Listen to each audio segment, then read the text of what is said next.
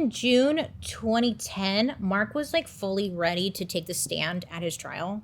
Like he really thought he was gonna like say something good that was gonna get him off the hook, because he really like wanted to argue that he had quote unquote accidentally killed Johnny in a horrific accident of self-defense. Like he was gonna fight for this. So while he was in prison, this guy named Steve was working as like an investigative journalist with Edmonton Journal. He got wind of the story, wanted to talk to Mark.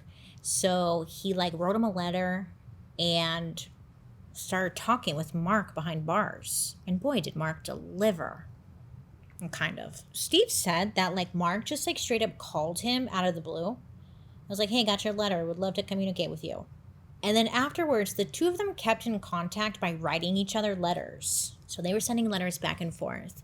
And Steve said that he got around 30 to 35 letters from Mark. And it was like a total of 350 pages. Steve said he was trying to push Mark to explain himself, but like he never received a good answer. And I was like, yeah, I don't think you can receive a good answer with these types of people, right?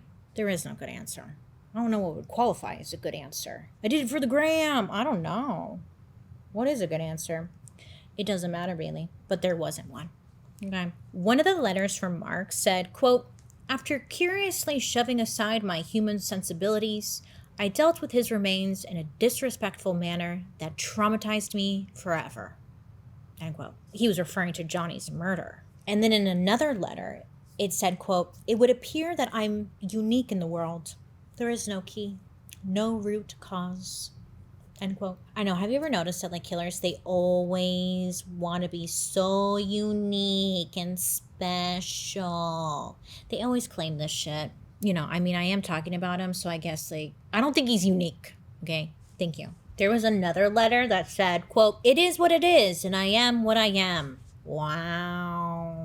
I know, he's so deep. Steve, the journalist, he actually wrote about the conversations that he had with Mark in a book titled The Devil's Cinema, The Untold Story Behind Mark Twitchell's Kill Room. I ordered that one too. We got some books out of this one. So when police had arrested Mark, they also searched his home and his car, and they took away like anything and everything that might have been evidence or have evidence on it. With that being said, at the time of his arrest, they got Mark's laptop. Oh, the laptop. So of course, they search it, right? And they uncover a document that Mark tried to delete. And you know how computers go. Like, you think you delete something, baby girl Lisa, listen, no. It can always be found. Can always be found. So when they searched his computer, they came across a document called SK Confessions.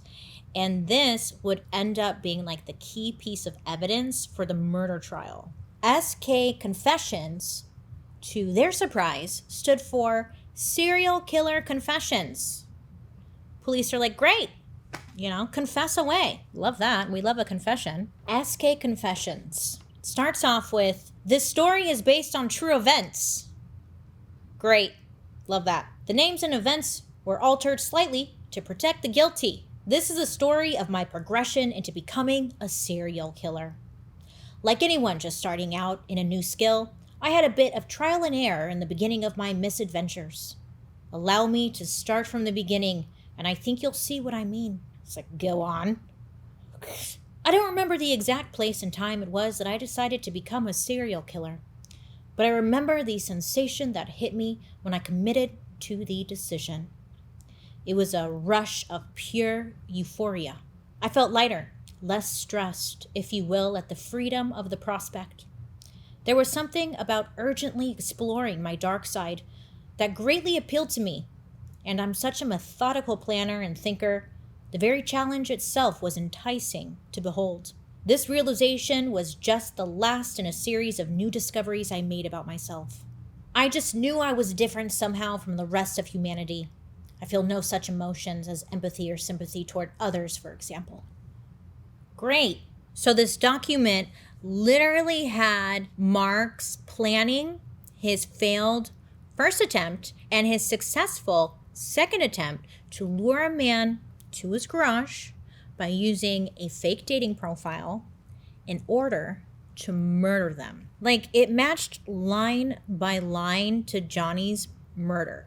Line by line. In this document, I mean, it included like the hockey mask, the attack with the lead pipe, the quote unquote Dexter prepped garage. There was a line about the killer trying to burn the remains in a barrel, which police had found a burned barrel inside of Mark's garage. So they were like, okay, check.